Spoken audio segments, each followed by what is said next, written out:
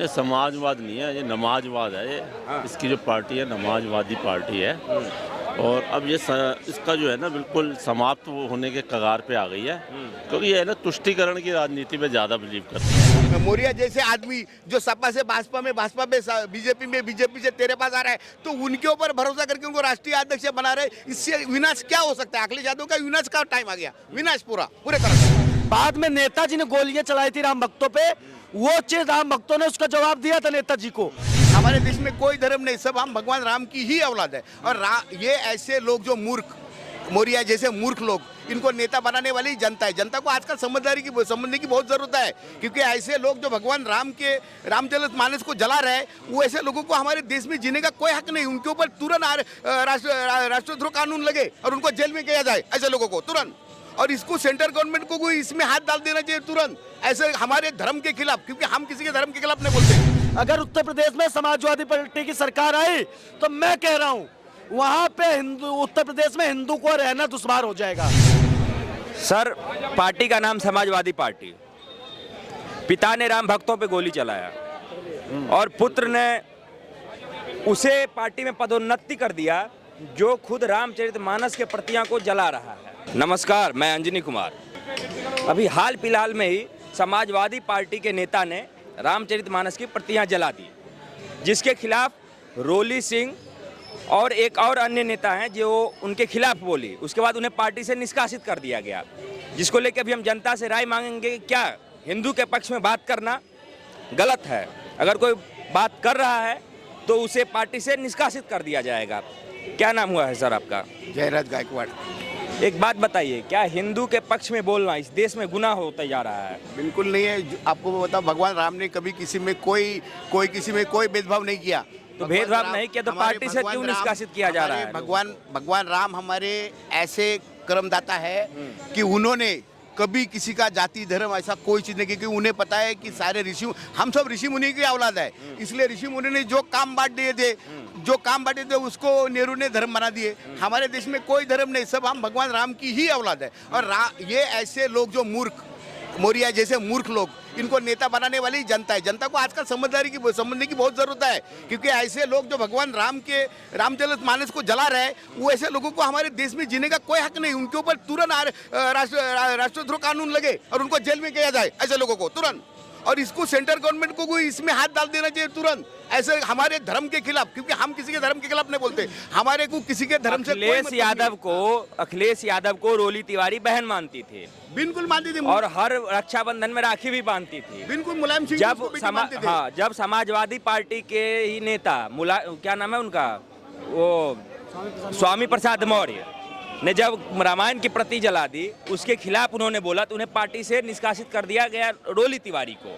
देखिए, अब जब पार्टी से निष्कासित कर दिया जा रहा है तो आप कह रहे हैं कि नहीं, अपने धर्म के खिलाफ बोलना गुनाह नहीं है, तो उसे पार्टी से क्यों निष्कासित कर दिया गया है कि नहीं? सबसे बड़ी बात, मुलायम सिंह जी थे उनके और अखिलेश सोच रहा होगा कि मैं दोबारा कभी सीएम बनूंगा। अखिलेश सोच रहा होगा कि दोबारा कभी सीएम बनूंगा। योगी के होते हो तो कभी भी नहीं बनेगा। देखिए, योगी के होते हो अखिलेश कभी भी सीएम नहीं बनेगा। जो अखिलेश ने MOI का जो मैटर चलाया था, वो मैटर खत्म, वो गया अपने लखनऊ नदी में, क्योंकि वो MOI का मैटर खत्म हो गया। क्योंकि बहुत से यादव है जो आज पूरे बीजेपी के वोटर सपोर्ट हो गए, क्योंकि यादव जो अखिलेश यादव ने यादव का एक नारा पकड़ा था ना, वो सब खत्म हो गया। अभी वो कुछ नहीं बचा। अभी अखिलेश यादव पढ़ा लिखा आदमी है, उसको समझने की जरूरत है।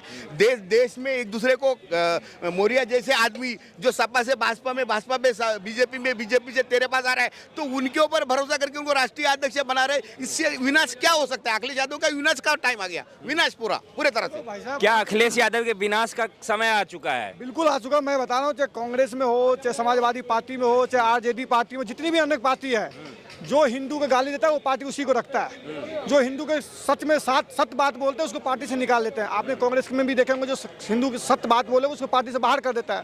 वही समाजवादी पार्टी में भी वही हाल है, वही RJD में भी वही हाल है।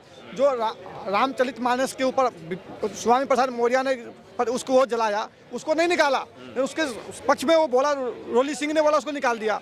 वो कारण ही है भाई साहब, जो हिंदू गाली देगा उसको रखेगा मुसलमान के वोट के लिए, समझ गए? इसमें एक पक्ष वोट के लिए, सिर्फ एक पक्ष वोट के जो 20% मुस्लिम वोट है ना, उसके लिए कांग्रेस चाहे आरजेडी चाहे मुलायम सिंह जितनी भी अन्य पार्टी है, सिर्फ उनके लिए एक ही है जो सिर्फ हिंदुस्तान में एक मुसलमान ही रह रहा है, उसके अलावा और कोई पार्टी नहीं रह रहा, कोई आम जनता नहीं रहा, हिंदू नहीं रह रहा है। उनको इनके लिए हमेशा शुरू से आप देख लो, मुसलमान के लिए वक्फ बोर्ड जितने भी कानून है उनके खिलाफ बनाते उनको सीढ़ी चढ़ाते गए।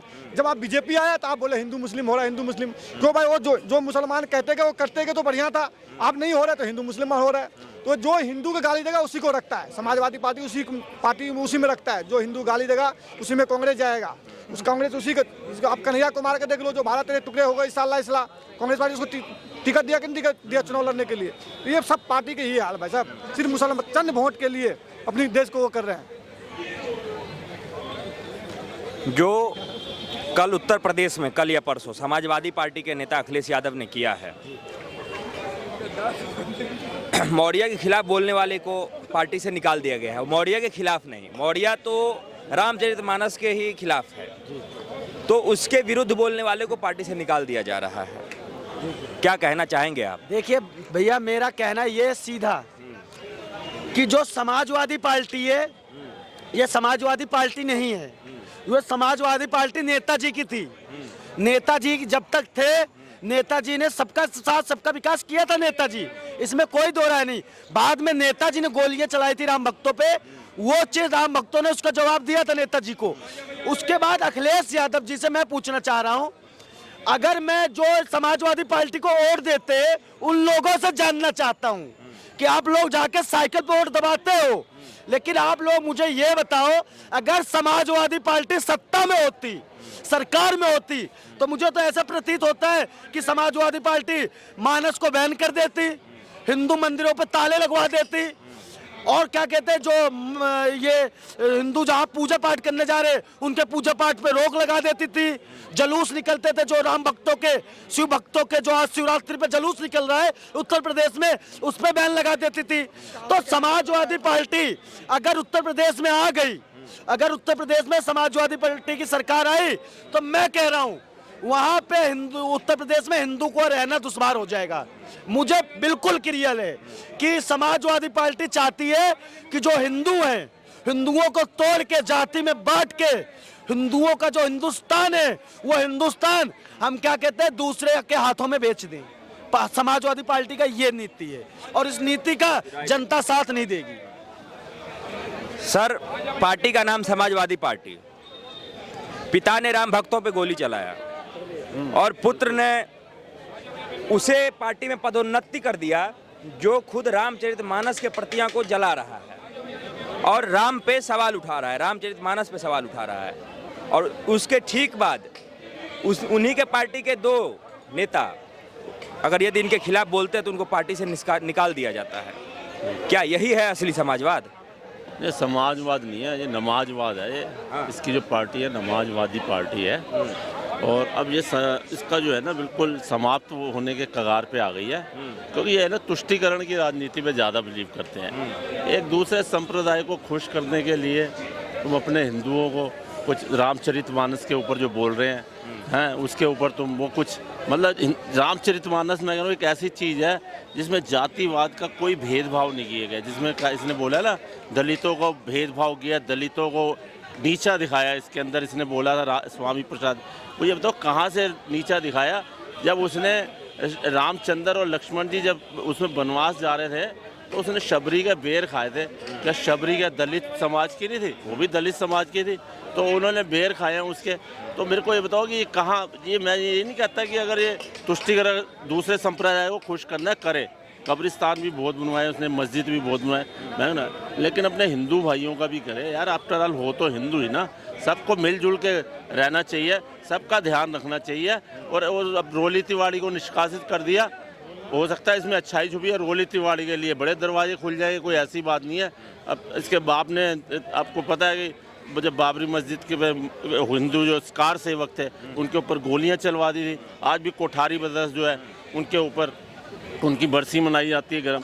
तो ये सारे जो है ना, ये जो कर रहे हैं तुष्टिकरण, एक संप्रदाय को खुश करने के लिए करना है। तो ये अभी जो है ना, अब ये समाजवादी पार्टी अब समाप्तवादी पार्टी होने जा रही है और ये बहुत जल्दी ख़त्म हो जाएगी। अगले इलेक्शन में इसका बिल्कुल सूपड़ा साफ है, जो थोड़ी बहुत सीटें हैं वो भी नहीं आएगी। ये विकास पुरुष था लेकिन विनाश पुरुष होके सिद्ध हो गया है। अभी आप देख रहे थे कनॉट प्लेट से हम लोगों से जानने की कोशिश कर रहे थे कि जिन्होंने रामचरित जलाया और रामचरित जलाने वालों के खिलाफ बात किया, उन सब को समाजवादी पार्टी से निष्कासित कर दिया गया।